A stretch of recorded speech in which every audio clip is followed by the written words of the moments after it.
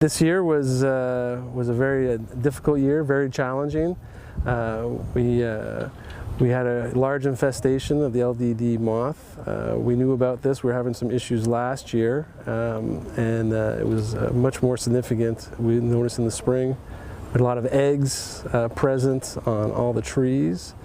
So we did a lot of preventative measures to combat this. We started off by just hand removing all the egg clusters. Then we went so far as to start using shot vacs. And then we were climbing up in the trees to get eggs that were laid high up into the canopy. Further, before that started hatching here, we put burlap sacks around the majority of our significant trees to try and stop the caterpillars from climbing up once they were hatched into the canopy. Some of our significant ceremonial oak trees were also injected with triazine to help reduce the amount of defoliation we were expecting by the LDD moth. Yeah, it was unbelievable. It was like nothing I've ever seen before.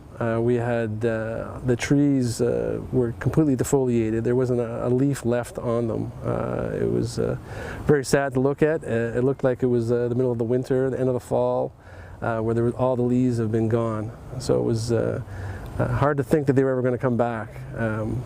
But through time, by the end of July, we started seeing by the end of June and July, we started seeing some more buds coming out, and then the trees leafed out again.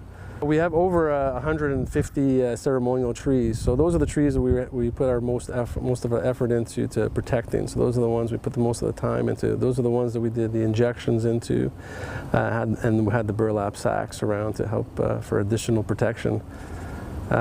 But yeah, those are the ones that we want to make sure that we're going to survive through this terrible time. For certain that perhaps this was the peak of the infestation here. So next year we should hopefully see a major decline in what we saw this year.